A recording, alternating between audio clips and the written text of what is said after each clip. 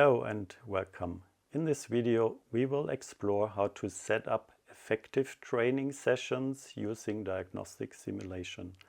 I'm Thomas Blocher, an application engineer and trainer at Softing Automotive. In the automotive industry, diagnostic testers play a crucial role throughout the entire life cycle, from development and production to service in the field. There are essentially three types of diagnostic testers covering the entire vehicle life cycle: the development tester, the production tester, and the service tester. Let's start with the development tester. In the early stages of vehicle development, we use this tool, for example, to test individual control units right in the lab. Using diagnostic protocols like UDS, we analyze everything from data transmission to error handling. This allows us to catch and fix issues early on, before they ever become a problem during mass production. Next, we have the production tester, which is used during the series manufacturing phase. Its primary role is to make sure that all software updates and end-of-line checks are running smoothly, ensuring that every unit leaving the production line meets the quality standards. Finally, there's the service tester, which is used in the workshops and service centers. This tool connects to the vehicle through a standard interface like OBD, providing key diagnostic information. It helps technicians read fault codes, run guided troubleshooting procedures, and perform maintenance tasks quickly and efficiently. Specific user groups operate the different diagnostic testers through the vehicle's life cycle. Development testers are primarily utilized by development engineers, ECU designers, as well as hardware and software specialists. In the lab environment, these testers are essential for performing in-depth analysis on individual control units and modules, using protocols such as UDS for simulating data flows and executing detailed fault analysis. This early stage testing is crucial for detecting and resolving issues before they escalate in later production phases. Production testers are geared toward quality assurance teams, production line technicians, and operators of automated testing systems. Their primary function is to ensure that every unit undergoing mass production conforms to strict quality standards by verifying that all software updates and end-of-line checks operate flawlessly. These testers play a vital role in maintaining overall product consistency and reliability. Service testers are designed for use by service technicians in repair shops, service centers, and authorized service facilities. These testers leverage standardized interfaces such as OBD to access critical diagnostic data. Service teams use these tools to retrieve fault codes, carry out guided troubleshooting procedures, and perform maintenance tasks effectively, ensuring minimal downtime and enhanced vehicle performance in the field. Every user group plays a key role and is equipped with the diagnostic tools they need for modern automotive development, production, or maintenance. This also means that thorough training with the diagnostic tools is essential. As real control units, test benches, or entire vehicles are often unavailable for training sessions, we use a comprehensive simulation environment instead. This environment replicates the essential functionalities and scenarios found in live systems, allowing the team to become thoroughly familiar with the diagnostic tools and workflows. Training in a control, risk-free setting that closely mirrors real-world conditions allows users to build the skills they need for practical application.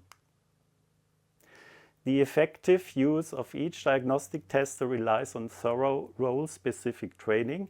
Every user group, whether it's development engineers, production line technicians, or service technicians, must be trained on the specific diagnostic tester relevant to their work with a clear focus on the corresponding use cases. For instance, development teams need training that dives deep into lab-based testing procedure protocols like UDS and scenario-based troubleshooting of control unit functions. Production teams, on the other hand, receive training focused on an automatic testing setup, handling end-of-line checks and ensuring seamless software updates under stringent quality standards. Finally, service technicians require detailed instructions on using standardized interfaces such as OBD, accurately retrieving fault codes and executing guided diagnostic and maintenance routines. This shows an example setup for service technicians training broken down into multiple modules, each focused on a specific control unit. We usually start with a basic training module covering general diagnostic tool operation, OBD connection setup, reading and clearing error code, and performing standard vehicle scans. From there, we move into ECU-specific learning modules. For example, the engine control unit ECU module includes reading live sensor data, diagnosing fuel or ignition issues, and performing software updates after a campaign. The ADAS control module training covers guided diagnostic for radar and camera system, including sensor alignment checks and diagnostic trouble code interpretation. A module for high voltage battery management system includes safety protocols, state of charts diagnostic, isolation monitoring, and handling of isolation faults. Each of these modules is built around a real-world service use case, which are represented by a corresponding simulation file. The training is simulated based, so technicians can safely learn how to troubleshoot, repair, and update different systems without needing access to an actual vehicle. This modular approach ensures that service teams are well prepared for the complexity and diversity of today's vehicle electronics. The diagnostic simulation offers various options to simulate dynamic behavior. We can configure the system to return either a single positive response or a multiple positive response to a tester's request. Negative responses can also be defined when needed. Responses can be made conditional. A positive response is only sent if a defined condition is met, otherwise a negative response is returned. Diagnostic requests and responses can include variables, enable a wide range of use cases such as session handling, coding procedures, or measurement value reporting. Instead of using fixed protocol data units values, we can define dynamic response parameters using mathematical functions that vary over elapsed time. A diagnostic simulation can be easily generated from a diagnostic trace, whether based on CAN or Ethernet communication. By importing the trace into the administration tool, it is automatically converted into a corresponding diagnostic simulation. Softing solution TCS consists of various components and functions. TCS admin is used to create, configure, and administrate diagnostic simulation files. The simulation files contain ECU definition for the base variant and the ECU variants, communication parameters, and diagnostic services. TCS devises the hardware for the diagnostic simulation of the vehicles or ECUs supporting CAN, HS or FD and Ethernet buses. It is compatible with different diagnostic protocols such UDS, KWP 2000 OBD and J1939. Instead of controlling the TCS device through TCS admin, it is possible to manage the device from a user-specific application using TCS test bench library in test automation scenarios. The TCS operate application enables the control of TCS device hardware facilitates the exchange of simulation files and allows to display and change the current values of the defined variables. In the following demo, I will show how to easily create and modify a diagnostic simulation using TCS admin and execute it on TCS device connected to the development tester Softing TCS DTS.monaco. This demo will show how to add dynamic behavior to a simulation in behalf of a realistic scenario in a training session with a diagnostic tester. What we can see here is a TCS admin with its start page. There is a section with different tasks available, like creating a new simulation, open a simulation, or creating a simulation from a trace. Beforehand, I have created a simulation from a CAN trace, which was recorded with an engine control module, and I have generated a simulation out of that. Looking into that simulation, we can see here in the TCS admin editor the table of the ECUs, like the engine control module, which is defined here with one variant. When we click on that variant, we can see the corresponding communication parameters. In this case, we have CAN base bus communication parameters and definitions for the transport protocol or the CAN ID of the engine control module. Major part is the diagnostic services table, which defines the services, the diagnostic services based on the UDS diagnostic protocol. There are services, for example, for the reset, for reading error memory, for reading out measurement values like reading the vehicle speed or the fan speed. Another table shows the variables. These variables are used to support the dynamic behavior. For example, we will see later on that we can control if the fan is active or not, or how many error codes are shown in the diagnostic tester. Also, for the dynamic behavior, there are functions available. So we can see here that we can have different functions like a sawtooth or a sine function to simulate the measurement values, for example, for the fan speed.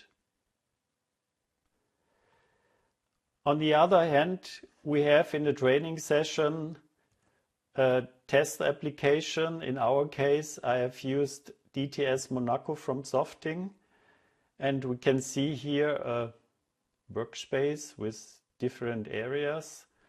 On the top, we have a diagnostic measurement in a chart view. There is a fan speed and a vehicle speed displayed here. Currently, the fan speed is 0, so there's no dynamic behavior. And also we have a gauge down here, which also shows the fan speed, which is currently 0. On the left side, I have also a section for reading out the error memory, the diagnostic trouble codes. I'm already connected to the engine control module, and when I click on the read button, we can see we have one error code currently stored in the engine control module. And what we now want to do is to have a different dynamic behavior, and this is done by changing things in the simulation.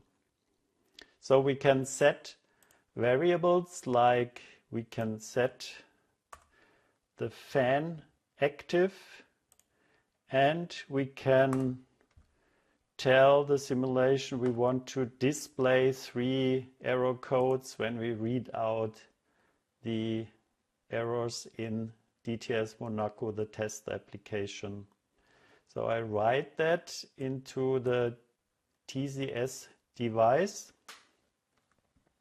Now I go back to the test application, and you can see we have now a fan speed which has this saw function showing in the measurement chart view, and also the gauge shows now the different values of the fan speed. I'm checking now if also the arrow memory changed.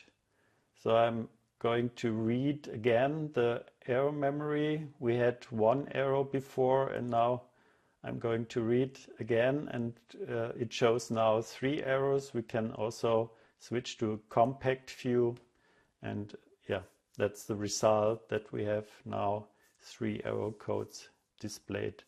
And also, what's important, you can see the real-time communication trace here on the right side. This is the real communication between the tester and the TCS device, which is connected via a wireless interface from Softing. In this case, it's called Winning 2000, and this is what we can see here, the communication between tester and the device, the engine control module in this case. So this have shown you how it's easy to change the dynamic behavior in a simulation, and how it works then in a tester application used in a training session. Let's summarize what we have seen so far. In many training environments, access to real vehicles is limited or completely unavailable. Lifts and diagnostic testers are often in use or not accessible at all, making hands-on practice difficult. Additionally, valuable time is lost when switching between the training room and the workshop. And for beginners, there is often a fear of making mistakes or even damaging the vehicle during practical exercises. Simulation-based training offers a safe, flexible and efficient alternative to overcome these challenges. A simulation environment replicates real vehicles and control units with a high level of accuracy. No physical vehicle is required. Operation is simple and intuitive via standard PC software, making it easy for instructors and participants alike.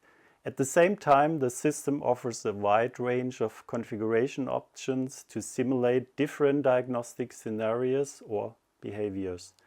My name is Thomas Blocher. Please feel free to contact me if you have any questions.